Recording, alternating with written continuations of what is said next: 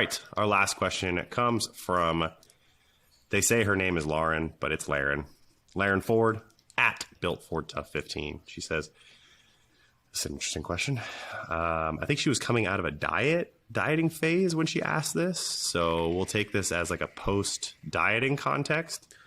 She asks, why do some people respond better to carbs versus fats in a post-dieting period?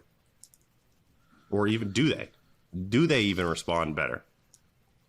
And what does respond better even mean? That's the biggest thing for that question is like, you know, I don't doubt that some people may respond better to one versus the other. And I know I tend to favor, and I think Dom does too, tend to favor fats for females coming out of a diet. But, you know, what are you using to gauge or measure that you respond better? Because is it just body weight? Because you may, the carbs may just come with a little more water and muscle volume, which can be a good thing even, right? So do you just not like what the scale looks like when you're adding carbs post diet? Yeah. I think some people probably relate it to digestion of, like, I respond better to carbs because I digest them better than fats, kind of thing. That could maybe be a reason. I don't know. I feel like over the years, I used to tend to like do higher carb, lower fat diets. And then now my diets are pretty kind of even across the board where they have like a good percentage of everything. Yeah. And I haven't really seen a difference. Like, I think a lot of it's mental too. Yeah, I think a lot of it is mental and like keeping adherence in check post show. Like usually that post show conversation that I have with a client is like, name the top 5 foods that you're craving post show. And they'll be like, oh, like I really want to eat more like oatmeal, pasta, potatoes, and like increase my, the amount of like chicken that I could have. I'm like, okay, this is someone who like just wants more carbs. Let's get their carbs up. And most of the time, you know, it just happens to be that females prefer this. They're like, ooh, like I'm craving like peanut butter and red meat, stuff like that. Then I'll know, okay, want to increase the fats instead. But I've noticed that same thing where like women tend to recover better from a diet when you increase their fats without the large body fat gain. Men tend to stay leaner and perform better with carbs post show, and I don't know if I have a very good explanation for that other than it's just anecdote, and my anecdote is science. So PubMed can eat my dick. I have some anecdote too, and the most of the reason why I do it with females is from, you know, potentially some sort of hormonal benefit, maybe. Yeah. And I have had some circumstances where, you know, bump some fat up, and then the menstrual cycle comes like right back. So I don't know, but you know, correlation isn't always causation. So I've been doing a lot of the recovery diet approach, not reverse dieting, where I like jack up calories pretty quickly, right out of the gate. And a lot of the people haven't had like the binge. I have noticed the binging issue has kind of gone down a lot. Absolutely. And like, you know, people will say like the reverse diet is a better way to keep like your body weight low post show. It's like, what is the benefit of keeping your body weight low post show other than your own vanity and your own like ego driven aesthetic desires? Like that's it. Like if you want to feel better, not have cravings, you want to get your hunger under control, you want your penis to work, you want all that stuff, like your best bet is to eat more calories and get your body fat up as fast as possible. Yeah, like even the people like recently that had recovery, like that I put on recovery diets, like over the past 3 weeks, they've only gained like 10% their body weight back. Yeah.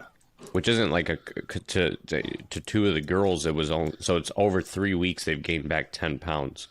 And but I mean, they haven't came to me with like, I have a problem binging right now. Yeah. And you're going to gain that weight post show regardless. We can reverse diet, keep it super strict, and you can binge and not tell me about it because you feel guilty, or we can just go straight to recovery diet, get the calories way up, drive your likelihood of binging way down, and completely cut out that possibility for psychological stress from the start.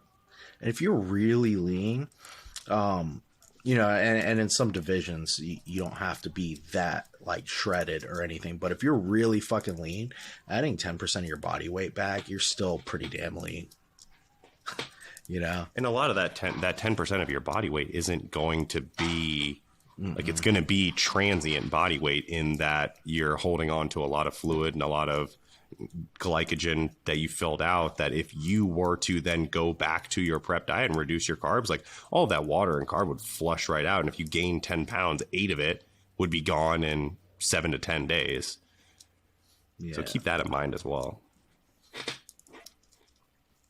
But I think even with like that recovery diet of like that gaining that 10% weight, I think a lot of people have to go even further than that to see all of those negative. Oh, for sure. They still look great right now.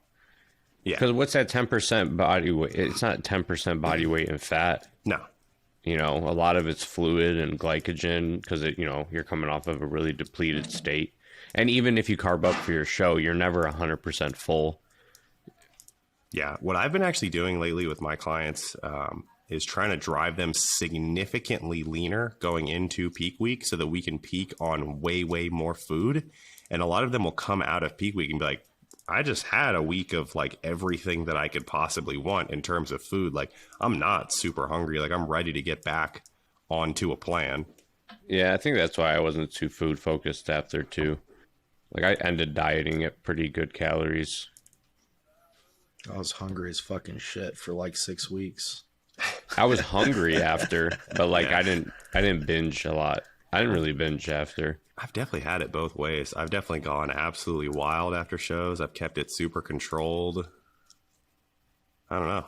Both times I felt pretty hungry. My sleep was kind of shit coming out of it. It was just So she said respond better to carbs versus fats. I get a lot of lifestyle clients that will be like, hey, I've dieted before. I lost more weight when I did low fat, higher carb, or vice versa. And I don't know what directly that is for them. Because like, you know, I'll work with the client. I'll be like, all right, let's try it. Like, this is what you've done in the past. You've seen results with it. Let's see if it, you know, works for you. And sometimes it does. But it kind of worries me too. Cause like, I think back to like super low carb diets, for example, with high fats, you see like that drastic drop in leptin. Like, there's good research that shows extremely low carb diets slow down the thyroid output very quickly out of the gate. And that's why a lot of people on low carb diets see that initial like water loss and then it just stops. And, you know, I don't know if that's what they saw when they did it. I could see where higher carb, lower fat diets had a better response in weight loss, not because of anything like metabolism wise, but probably because they just have more neat energy from the carbs. That's possible. Yeah, I think some people they want to cut out carbs because they think that like super tasty foods are the ones that are high in carbs. So like if I cut out carbs, like, and I only have high fats, like I won't be tempted to have those foods because I can't fit those in. But a lot of the best tasting foods are that healthy mix of carbohydrate and fat. Yeah, like there ain't nothing good about plain white rice cooked in water. No. White rice cooked in oil is way better. Oh yeah, for sure. That is some good shit. Some French fries. So where do you, in terms of you look at the scope of your clients as a whole, where do you notice more success? Is it when you take fats lower? Is it when you take carbohydrates lower? Or is it when you kind of like leave a little even mix there of the two? Well, I always start them on an even mix of the two. And then I'll, you know, slowly take away, you know, one or the other, depending on like if they're more heavy carb, I'll take some carbs away first because we have more to lose. But to the end of it, they mostly end up mixed meals still. But not, I kind of always end up back at that healthy mix between the two, just at a lower amount, obviously, with calories coming down. But then even a lot, I'm a huge fan of carb cycling. So I have like the super high carb days and then like the super low carb, higher fat, low days. I do that for a ton of people.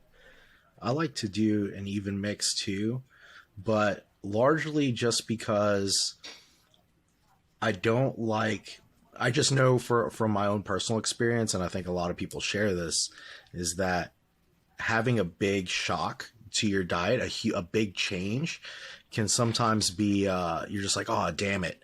Like, like if you cut carbs drastically, it's like all my meals kind of suck now. Or if you cut fat really drastically, you're like, damn, like my rice is just not as good as it could be, or whatever. So I like to cut from both fairly evenly as the calories come down, right? Versus, somebody kicks off a diet, let's just say you remove 500 calories. Like if you did that all from carb, what is that? 125 grams of carb? Yeah. Yeah. That's a lot. That's a lot. Yeah. I think that's why I kind of even split it between food and cardio as well. Like if I can pull 100 calories from your food, that doesn't seem that bad. If I add 100 calories to each day of cardio, it doesn't seem that bad on its own. But now we've kind of swung the tides or swung the deficit 1,400 calories, which if you think of it that way is like a lot, in favor of fat loss, which is going to be a pretty big impact weekly. Yeah, for sure. I think it's especially helpful starting the diet and getting that initial push, only pulling 250, 300 calories from food, and then, just adding in a little bit of cardio in there or increasing steps or something. So Laren, why do people respond better to carbs and fat? We don't know. And we're not sure that they even do. We're not sure that this question is even the truth. We're not. It could be that, your post-show window. I'm trying to remember what I added to Laren's diet. I think we went mostly carbs. I think she was like really wanted a lot of cereal, so we went mostly carbs. I think she stayed pretty lean and her weight stayed low for a little while. So I don't know. Maybe that increase in carbs drove up your leptin, drove up your physical activity, filled out your muscle a little better, so training quality was that much better. Who cares? You're jacked. It worked. So I was right. Gentlemen, anything that you want to leave the people with? Today was a quick episode. Quick episode today, guys. Good job. Nice, concise answers. Good job. Anything? Nothing? Say happy birthday to Ryan. Belated, because this is going to come out late. But to me. I got this for my birthday. This is the greatest villain in Dragon Ball Z history. Don't come at me. I thought you were going to say in history, but no, in Dragon Ball Z history. The Frieza saga and his reappearance over and over is the highlight of Dragon Ball Z. Is Frieza a girl or a boy? I don't think Frieza has a gender. I think Frieza is like, what is that, like asexual? Gender fluid? Honestly, don't know. And if I keep going, I'm going to say something that gets me in trouble. I saw a meme one time about Frieza. What was it? Are you going to share the meme with us? Oh, that was it. Is it a girl or a boy? Oh, okay. Well, and no one can answer the question. For the longest time, I was so shocked when I found out Frieza was a dude. Is Frieza a dude? Yeah, Frieza's a dude. Oh, he is a dude because they always talk about that when they talk about his dad, he says his son. It definitely is a dude. Yeah, a dude. Frieza definitely is a dude. Everyone thought it was a girl. No, I did. It's the voice. So many years. Yeah. It's the voice for sure. All right, let us know below. Drop a comment so that we can feed the sweet algorithm. What did you think Frieza was? And if you didn't know what a Frieza is, just like, what the shit's a Frieza? The voice actor is a female, though, for sure. I think so. I could be wrong. That's possible. All right. Like, comment, subscribe, all that good YouTube stuff. Make sure that you are listening, tuning in, subscribe so you can listen to all the stuff we're putting out. We are putting out videos Monday through Friday now.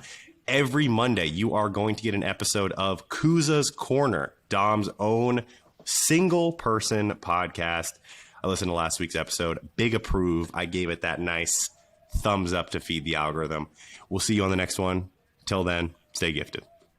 Bye.